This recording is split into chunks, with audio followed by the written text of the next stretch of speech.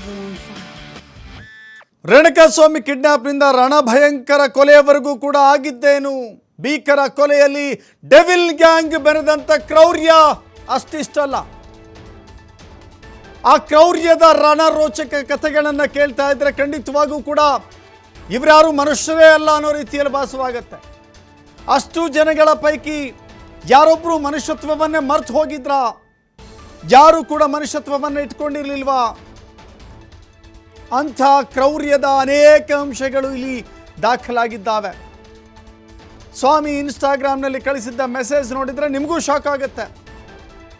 Charge ಶೀಟ್ನಲ್ಲಿ ಭಯಾನಕ ಸತ್ಯವನ್ನ ಈ ಫೋಟೋಗಳು ಬಿಚ್ಚಿಡ್ತಾ ಇದ್ದಾವೆ. ಇದು ರೇಣುಕಾಸ್ವಾಮಿಯನ್ನ ಬರ್ಬರವಾಗಿ ಹತ್ಯೆ ಮಾಡಿದ ತನಕ ಫೋಟೋಗಳಿವೆಲ್ಲವೂ ಕೂಡ ಒಂದೊಂದು ಫೋಟೋ ಕೂಡ ಸಾವಿರಾರು ಕ್ರೌರ್ಯದ ಕಥೆಗಳನ್ನು ಹೇಳುತ್ತೆ. ನೋವಿನ ಕಣ್ಣೀರಿನ ಕಿರುಚಾಡಿದ ಪ್ರಾಣ ಉಳಿಸಿಕೊಳ್ಳುವ ಆ ಹಂತದ ಅನೇಕ ಕಥೆಗಳನ್ನು ಹೇಳುತ್ತೆ. ಆ ಫೋಟೋಗಳನ್ನು ನೋಡ್ತಾ ಹೋದರೆ ನಿಜಕ್ಕೂ ಕೂಡ ಇಲ್ಲಿ ಯಾರೂ ಕೂಡ ಮನುಷ್ಯರಿಲ್ವಾ?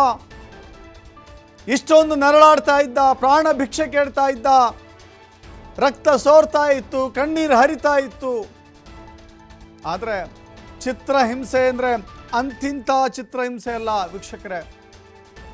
ಇಂಥ ಚಿತ್ರಹಿಂಸೆಯ ಕಥೆಗಳನ್ನು ನಿಜಕ್ಕೂ ಕೂಡ ಯಾವ ಸಿನಿಮಾದಲ್ಲೂ ನೋಡ್ಲಿಕ್ಕೆ ಸಾಧ್ಯವಿಲ್ಲ ಬಿಡಿ. ನೋಡ್ತಾ ಹೋಗ್ಬೋದು ನಾವೀಗ.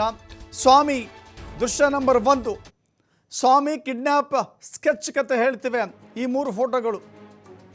ಫೋಟೋ ಹೆಸರಲ್ಲಿ ಅಥವಾ ಫೋಟೋ ಸಲ್ಲಿಸಿರುವಂಥ ಚಾರ್ಜ್ ಶೀಟ್ನೊಳಗೆ ಒಂದೊಂದು ಫೋಟೋ ಕೂಡ ಒಂದೊಂದು ಸಾಕ್ಷಿ ಅಂತ ನುಡಿತಾ ಇದ್ದಾವೆ. ಆ ಕ್ಷಣಕ್ಕೆ ದರ್ಶನ್ ಅಂಡ್ ಗ್ಯಾಂಗ್ ಹೆಂಗೆಲ್ಲ ರೇಣುಕಾಸ್ವಾಮಿಯನ್ನು ಉರಿದು ಮುಕ್ಕಿ ಬಿಸಾಕಿತ್ತು ಅನ್ನೋದನ್ನು ಈ ಫೋಟೋಗಳು ಕಥೆಯಾಗಿ ಹೇಳುತ್ತೆ. ನೋಡಿ, ಒಂದು ಫೋಟೋ 1000 ಪದಗಳಿಗೆ ಸಮ ಅಂತ ಹೇಳ್ತಾರೆ. ಒಂದು ಫೋಟೋ, ಒಂದು ಭಾವಚಿತ್ರ. ಇಲ್ಲಿ ಒಂದೊಂದು ಫೋಟೋ ಇದೆಯಲ್ಲ 1000 ನೋವಿನ ಕಥೆಗಳನ್ನು ಹೇಳ್ತಾ ಹೋಗುತ್ತೆ. ದೃಶ್ಯ ನಂಬರ್ 1, ರೇಣುಕಾಸ್ವಾಮಿ ಕಿಡ್ನ್ಯಾಪ್ ಕೇಸ್ನಲ್ಲಿ ಸ್ಕೆಚ್ ಪ್ಲಾನ್ ಮಾಡಿರುವಂಥ ಫೋಟೋ ಇದು. ಇಲ್ಲಿ ದರ್ಶನ್ ಹಾಗೂ ಪವಿತ್ರ ಗೌಡ ಪೊಲೀಸರ ಅತಿಥಿ ಆದಮೇಲೆ ತೆಗೆಸಿಕೊಂಡಿರುವಂಥ ಫೋಟೋಗಳಿವೆಲ್ಲವೂ ಕೂಡ ಮತ್ತೊಂದು ಮಗ್ಗುಲಿನ ಅಧ್ಯಾಯವನ್ನು ಬಿಚ್ಚಿಡ್ತಾ ಇದ್ದಾವೆ ಇವೆಲ್ಲ.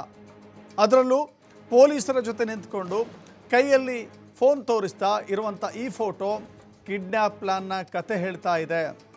ನೋಡ್ತಾ ಇದ್ದೀರಿ ದೃಶ್ಯದಲ್ಲಿ ಹೇಗೆ ಕಿಡ್ನ್ಯಾಪ್ನ ಪ್ಲಾನ್ ನಡೀತು ಅನ್ನೋದನ್ನು ದರ್ಶನ್ ಮತ್ತು ಪವಿತ್ರ ಗೌಡ ಅಕ್ಕಪಕ್ಕದಲ್ಲಿ ನಿಂತ್ಕೊಂಡಿದ್ದಾರೆ. ಅವರಿಬ್ಬರ ಸಂಬಂಧ ಏನು ಅನ್ನೋದನ್ನು ನಾವು ಹೇಳಬೇಕಾಗಿಲ್ಲ, ಚಾರ್ಜ್ ಶೀಟ್ ಹೇಳ್ತಾ ಇದೆ.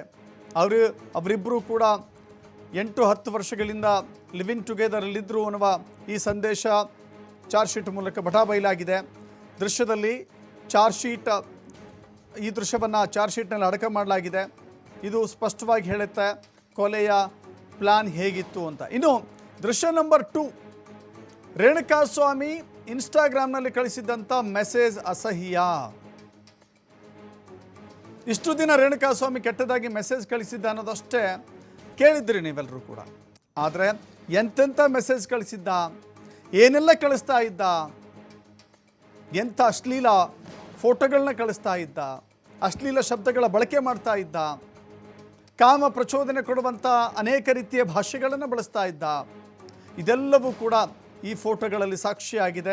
ಅತ್ಯಂತ ಕೆಟ್ಟದಾಗಿ ಅಶ್ಲೀಲವಾಗಿ ಕಳಿಸಿರುವಂಥ ಮೆಸೇಜ್ನ ಫೋಟೋಗಳು ಇವೆಲ್ಲವೂ ಕೂಡ ಆತ ಕಳಿಸಿದಂಥ ಮೆಸೇಜ್ಗಳಿಲ್ಲಿ ಕಾಣಿಸ್ತಾ ಇದೆ.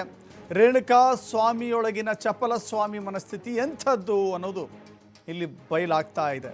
ನೋಡಿ, ನಾವು ಯಾವತ್ತೂ ಕೂಡ ದರ್ಶನ್ ಮಾಡಿದ್ದು ತಪ್ಪು ಅಂತ ಹೇಳಿದ್ದೇವೆ, ಅದರ ಜೊತೆಗೆ ರೇಣುಕಾಸ್ವಾಮಿ ಮಾಡಿದ್ದು ಕೂಡ ತಪ್ಪೆ ಅಂತ ಹೇಳಿದ್ದೇವೆ. ರೇಣುಕಾಸ್ವಾಮಿ ಕೂಡ ಆತ ಒಳ್ಳೆ ಕೆಲಸ ಮಾಡಿದ್ದಾನೆ, ಒಬ್ಬ ಮಾದರಿ ವ್ಯಕ್ತಿ ಅಂತ ಯಾರು ಕೂಡ ಇಲ್ಲಿ ಡಿಫೆಂಡ್ ಮಾಡ್ತಾ ಇಲ್ಲ, ಆತನ ಕೊಂಡಾಡ್ತಾ ಇಲ್ಲ. ಆತ ಮಾಡಿದ್ದು ತಪ್ಪೇ ಇಲ್ಲಿ. ಈ ರೀತಿ ಮೆಸೇಜ್ಗಳನ್ನು ಕಳಿಸಿದ್ದಾರೆ. ಅರ್ಥ, ಒಬ್ಬ ಮಹಿಳೆಗೆ ಬಳಸಬಾರದಂಥ ಫೋಟೋಗಳನ್ನು, ಶಬ್ದಗಳನ್ನು ಆತ ಕಳಿಸಿದ್ದಾನೆ. ಆದರೆ ಪ್ರಾಯಶ್ಚಿತ್ತ ಬೇರೆ, ಆತನಿಗೆ ಶಿಕ್ಷೆ ಬೇರೆ. ಬಟ್ ಶಿಕ್ಷೆ ಕೊಡಲಿಕ್ಕೆ ಇವ್ರು ಬೇಕಾಗಿರಲಿಲ್ಲ, ಕಾನೂನಿತ್ತು.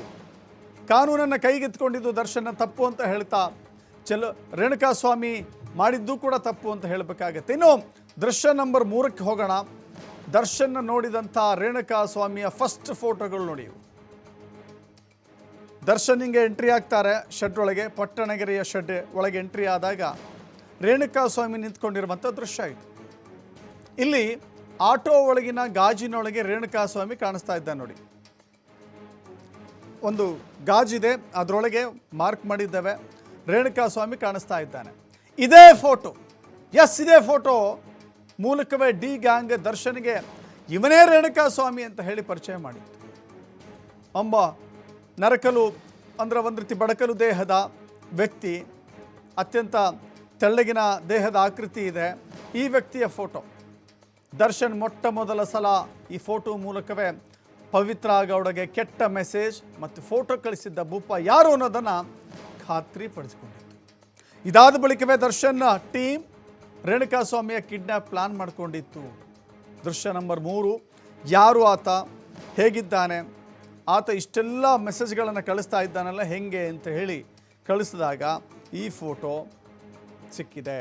ಇನ್ನು ಮುಂದಿನ ದೃಶ್ಯಕ್ಕೆ ಹೋಗೋಣ. ಮುಂದಿನ ದೃಶ್ಯ ಸ್ಕೂಟಿಯಲ್ಲಿ ಓಡಾಡ್ತಾ ಇದ್ದಂಥ ರೇಣುಕಾಸ್ವಾಮಿಯ ಪತ್ತೆ. ಅದು ಪವಿತ್ರ ಗೌಡ ಆಕೆ ಮಾಹಿತಿಯನ್ನು ಹಂಚ್ಕೊಳ್ತಾಳೆ ದರ್ಶನ್ಗೆ. ದರ್ಶನ್ ಇನ್ನೂ ಕೆಲವರ ಜೊತೆ ಮಾಹಿತಿಯನ್ನು ಹಂಚ್ಕೊಳ್ತಾರೆ. ಇನ್ಸ್ಟಾಗ್ರಾಮ್ನಲ್ಲಿ ನನಗೆ ಈ ರೀತಿಯೆಲ್ಲ ಕೆಟ್ಟ ಮೆಸೇಜ್ಗಳು ಬರ್ತಾ ಇದೆ ಅಂತ ಹೇಳಿದಾಗ ಆತ ಯಾರು ನೋಡ್ರು ಅಂತ ಹೇಳಿ ದರ್ಶನ್ ಕೆಲವರಿಗೆ ಹೇಳ್ತಾನೆ. ಪವಿತ್ರ ಗೌಡ ಕೂಡ ಖುದ್ದಾಗಿ ಕೆಲವರಿಗೆ ಹೇಳ್ತಾರೆ. ಅವರು ಇನ್ಸ್ಟಾಗ್ರಾಮಲ್ಲಿ ಅವರ ಫೇಕ್ ಅಕೌಂಟನ್ನು ಕ್ರಿಯೇಟ್ ಮಾಡಿಕೊಂಡು ಆತನನ್ನು ಕಾಂಟ್ಯಾಕ್ಟ್ ಮಾಡಿ ಆತನ ಅಡ್ರೆಸ್ ಡೀಟೇಲ್ಸನ್ನು ತೆಗೆದುಕೊಂಡು ಆತನನ್ನು ಫಾಲೋ ಮಾಡುತ್ತೆ ಚಿತ್ರದುರ್ಗದ ಒಂದು ತಂಡ. ರಘು ಮತ್ತು ಅನುಕುಮಾರ್ ಇಬ್ಬರು ಕೂಡ ಆತನನ್ನು ಫಾಲೋ ಮಾಡ್ತಾರೆ. ಆ ಸಂದರ್ಭದಲ್ಲಿ ಹೀಗೆ ಸ್ಕೂಟಿಯಲ್ಲಿ ಓಡಾಡ್ತಾ ಇದ್ದ ರೇಣುಕಾಸ್ವಾಮಿ, ಸ್ಕೂಟಿಯಲ್ಲಿ ಓಡಾಡ್ತಾ ಇದ್ದ. ನೋಡ್ತಾರೆ, ಫೋಟೋ ತೆಗಿತಾರೆ. ರೇಣುಕಾಸ್ವಾಮಿ ಎಲ್ಲಿ ಕೆಲಸ ಮಾಡ್ತಾನೆ, ರೇಣುಕಾಸ್ವಾಮಿ ಮನೆಯಿಂದ ಎಷ್ಟು ಗಂಟೆಗೆ ಬೆಳಿಗ್ಗೆ ಹೊರಡ್ತಾನೆ, ಎಲ್ಲೆಲ್ಲಿ ಹೋಗ್ತಾನೆ, ಆತನ ದಿನಚರಿ ಏನು, ಎಲ್ಲವನ್ನು ಕೂಡ ಮಾಹಿತಿ ಕಲೆ ಹಾಕುತ್ತೆ.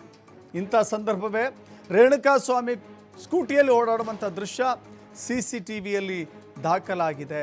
ಕಟ್ಟ ಕಡೆಯದಾಗಿ ರೇಣುಕಾಸ್ವಾಮಿ ಸ್ಕೂಟಿಯಲ್ಲಿ ಕಂಡಿರುವಂಥ ಫೋಟೋ.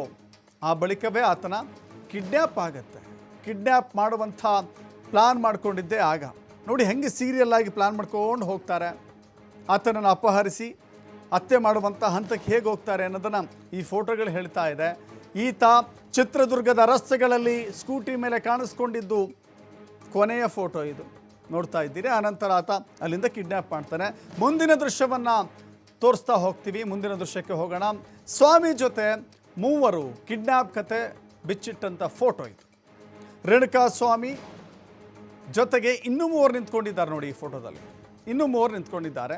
ಚಿತ್ರದುರ್ಗದಲ್ಲಿ ರೇಣುಕಾಸ್ವಾಮಿ ಎಲ್ಲಿದ್ದಾನೆ, ಅವನ ಮನೆ ಯಾವುದು, ಅವನು ಯಾವ ಮೆಡಿಕಲ್ ಶಾಪಲ್ಲಿ ಕೆಲಸ ಮಾಡ್ತಾನೆ, ಅವನ ಇಡೀ ದಿನದ ದಿನಚರಿ ಹೆಂಗಿರುತ್ತೆ, ಎಲ್ಲಿ ಹೋಗ್ತಾನೆ, ಎಲ್ಲಿ ಬರ್ತಾನೆ, ಎಲ್ಲಿ ಕೂತ್ಕೋತಾನೆ, ಗೆಳೆಯರು ಯಾರು, ಆತನ ಇಡೀ ಆ್ಯಕ್ಟಿವಿಟೀಸ್ಗಳನ್ನು ಅಬ್ಸರ್ವ್ ಮಾಡಿ ಆತನ ಎಲ್ಲಿರ್ತಾನೆ ಅಂತ ಖಚಿತವಾದ ಕೂಡಲೇ ರಾಘವೇಂದ್ರ ಅಲಿಯಾಸ್ ರಘು, ಚಿತ್ರದುರ್ಗದ ಸೋಕಾಲ್ಡ್ ದರ್ಶನ್ ಅಭಿಮಾನಿಗಳ ಸಂಘದ ಅಧ್ಯಕ್ಷ ಇವನು, ರೇಣುಕಾಸ್ವಾಮಿ ಜೊತೆ ಕಿಡ್ನ್ಯಾಪ್ ಅಧ್ಯಾಯವನ್ನು ಆರಂಭ ಮಾಡ್ತಾರೆ.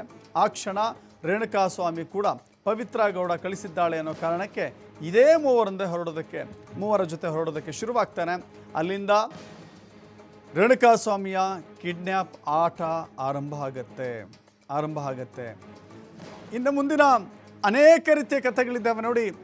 ದರ್ಶನ್ ಅಣತಿಯಂತೆ, ಪವಿತ್ರ ಗೌಡ ಅಣತಿಯಂತೆ ಆತನನ್ನು ಕಿಡ್ನ್ಯಾಪ್ ಮಾಡಲಾಯಿತು, ಕರೆತರಲಾಗುತ್ತೆ, ಎಲ್ಲ ಸಿದ್ಧತೆ, ಅವನ ನೋಡ್ಕೊಂಡ್ರು, ಹುಡುಕಿದ್ರು, ಎಲ್ಲಿ ಸಿಗ್ತಾನೆ, ಏನು ಎತ್ತ ಎಲ್ಲ ಮಾಹಿತಿಯನ್ನು ಪಡೆದುಕೊಂಡ್ರು. ಇನ್ನೇನೀಗ ಕಾರ್ನಲ್ಲಿ ಕೂರಿಸ್ಕೊಳ್ಳೋದು, ಬೆಂಗಳೂರಿಗೆ ಹೋಗೋದು. ಒಂದೊಂದು ಫೋಟೋಗಳು ಕೂಡ ಒಂದು ರೋಚಕ ಕಥೆಗಳನ್ನು ಹೇಳುತ್ತೆ ವೀಕ್ಷಕರೇ. ಆ ಎಲ್ಲ ಕಥೆಗಳನ್ನು ದೃಶ್ಯಗಳ ಸಮೇತವಾಗಿ ನಿಮ್ಮ ಮುಂದೆ ಇಡ್ತೀವಿ.